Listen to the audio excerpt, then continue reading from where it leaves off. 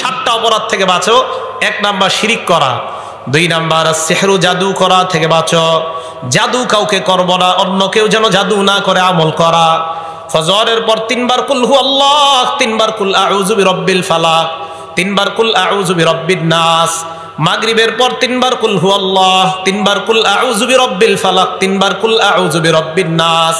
বিছানায় যখন যাবেন 3 বার কুল হু আল্লাহ, 3 বার কুল আউযু বিরাব্বিল ফালাক, 3 বার কুল আউযু বিরাব্বিন নাস। পড়ার পর হাতে ফু দিবেন, শরীর মুজুব এই হয় সামনে এভাবে মুছবেন শরীর। তাহলে ফজরের পর মাগরিবের পর বিছানায় গেলে কুল হু আল্লাহ কয়বার? ফালাক, নাস। আর কোন নামাজের পর? মাগরিব, ফজর, মাগরিব, বিছানা। বলেন ফজর, মাগরিব, বাকি রইল কয়েকত নামাজ? জোহর, আসর, এশা। জোহরের পর কুল হু আল্লাহ একবার, কুল আউযু বিরাব্বিল ফালাক একবার, কুল আউযু বিরাব্বিন নাস একবার। আসরের পর কুল হু আল্লাহ একবার, কুল আউযু বিরাব্বিল ফালাক একবার, কুল আউযু বিরাব্বিন নাস একবার। এশার পর কুল হু আল্লাহ একবার, কুল আউযু বিরাব্বিল ফালাক একবার, কুল আউযু বিরাব্বিন নাস একবার। এবার আমি নামাজের নাম বলবো, আপনারা সংখ্যা বলবেন। বলেন জোহরের পর কয়বার করে? মাগরিবের পর কয়বার করে? ফজরের পর বিছানায়, এশায় একবার। বাচ্চা যারা তারা তো পারে না, আপনি আমলটা করে বাচ্চার শরীরে ফু দিবেন। একটু পরে বিছানায় যাবেন, বাচ্চারে আপনি ফু দেন। সকালবেলা বাচ্চা স্কুলে যায়, মাদ্রাসায় যায়, মা যারা আছেন আপনারা আপনার বাচ্চাকে এইগুলা পরে ফু দেন।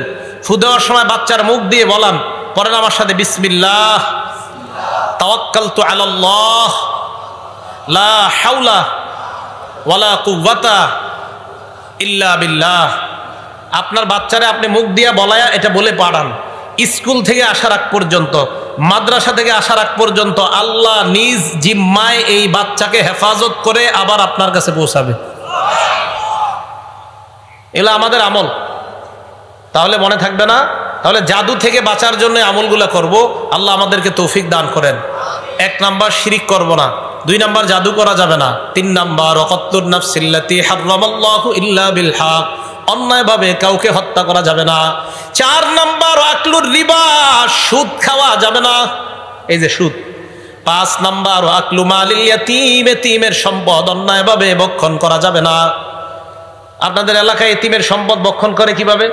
2 ভাই, 1 ভাই মারা গেছে, ওই ভাইয়ের 3টা সন্তান, ভাতিজা ভাতিজিরে লালন পালন করে এই আশায় একটু বড় হইলেই বালেগ হওয়ার পর কলমের গুতায় তোদের সম্পদ সব আমি কবজা করব। এরকম পশু মার্কা আচরণওয়ালা কিছু লোক সমাজে পাওয়া যায়, যারা সম্পদ ছিনিয়ে নেওয়ার জন্য এইভাবে ব্যতিব্যস্ত হয়ে থাকে। আল্লাহ বলেন এরা পেটের মধ্যে ইয়াকুলুনা ফি বুতুনিহিম নারা, আগুন ঢুকায়, আগুন। আল্লাহ আমাদেরকে এই আগুন খাওয়া, এতিমের মাল খাওয়া মানে আগুন খাওয়া থেকে হেফাজত করেন। 5 নাম্বার। 6 নাম্বার তাওয়াল্লি ইয়াউমাজ যাহফি, জিহাদের ময়দান থেকে পলায়ন করা যাবে না।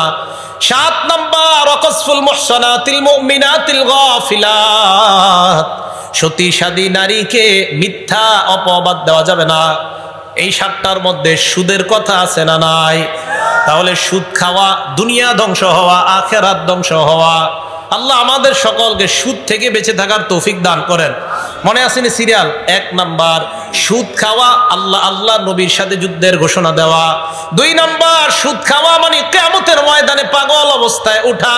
3 নাম্বার সুদ খাওয়া মানে আপনার গলার মধ্যে ফাঁস লাগায়া রাখছে মনে হবে এমন অবস্থায় ওঠা। 4 নাম্বার সুদ খাওয়া এলাকার জন্য আল্লাহর আযাব বৈধ করা। 5 নাম্বার সুদ খাওয়া মানে এলাকার মধ্যে খাদ্যের অভাব দেখা দেওয়া, ফসলে বরকত না হওয়া। 6 নাম্বার সুদ খাওয়া পেটটা বিশাল বড় বাড়ির মতো হওয়া, পেটের মধ্যে সাপ দেখা যাওয়া। 7 নাম্বার সুদ খাওয়া আপন মায়ের সাথে ব্যভিচার করা। 8 নাম্বার সুদ খাওয়া মানে আপনার দুনিয়া আখিরাত ধ্বংস করা।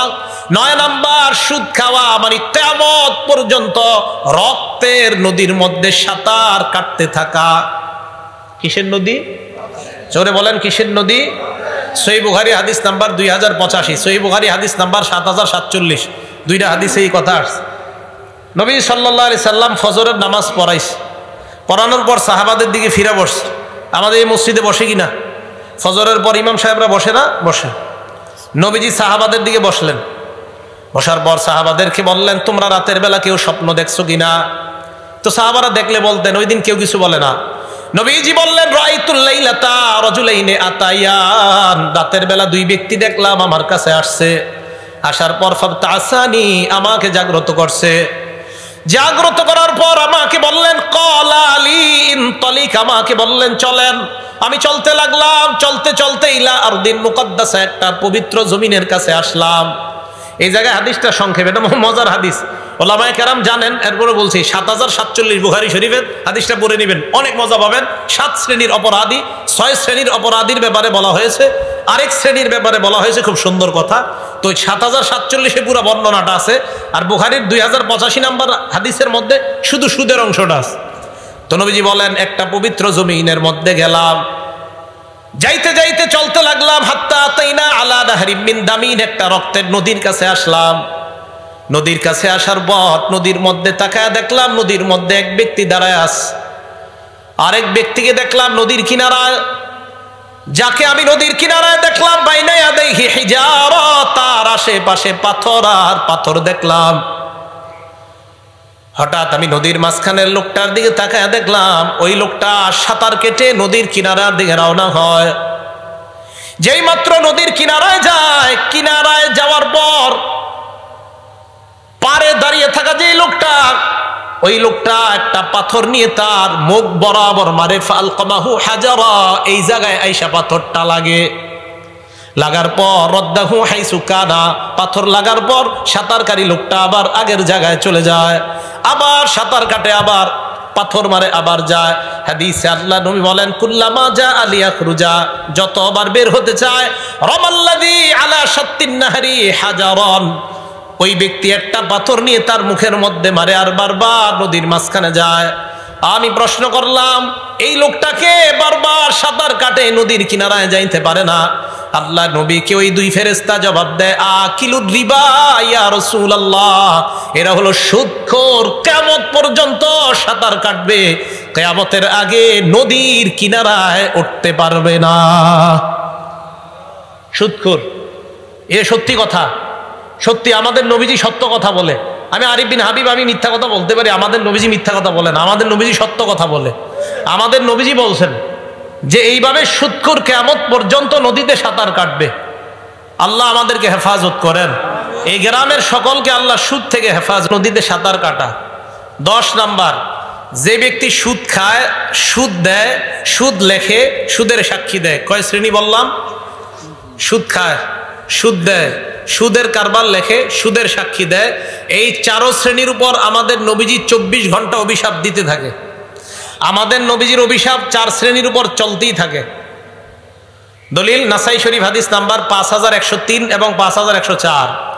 আন আলী ইবনে আবি তালিব রাদিয়াল্লাহু তাআলা আন আন্না নবী সাল্লাল্লাহু আলাইহি ওয়াসাল্লাম লানা আকিলার রিবা ওয়া মুকিলা, নবীজি সাল্লাল্লাহু আলাইহি ওয়াসাল্লাম আকিলার রিবা, যেই ব্যক্তি সুদ খায় তার অভিশাপ দেয়, ওয়া মুকিলা, যে সুদ দেয় তাকে অভিশাপ দেয়, ওয়া কাতিবা, যে সুদের কারবার লেখে তাকে অভিশাপ দেয়। কি করে?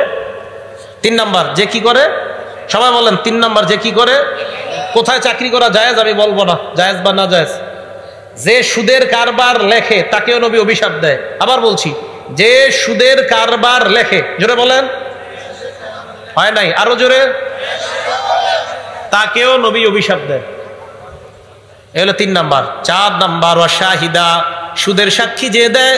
আপনাদের এলাকার একজন আরেকজনকে 5 লাখ টাকা দিয়েছে, 10 জনের সাক্ষী রেখে বাজারে নিচে নাস্তা করাইতে, নাস্তা করাইছে 500 টাকা, করানোর পর তোরা সাক্ষী থাক, আমি তাকে 5 লাখ টাকা দিলাম, 1 বছর পর এই 5 লাখে 1 লাখ টাকা আমাকে সুদ দিবে।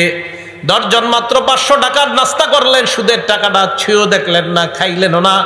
হযরতে আলী বলেন তাদের উপর তওবা করার আগ পর্যন্ত আল্লাহ নবীর অভিশাপ। সাক্ষী দেয়, যে ব্যক্তি সুদের সাক্ষী দেয় তার উপর নবীর অভিশাপ। সুদ খায়েন না, বাপেরা সুদ খায়েন না, আমার চাচারা, বাবারা, ভাইয়েরা সুদ খায়েন না, বন্ধুরা সুদ খায়েন না।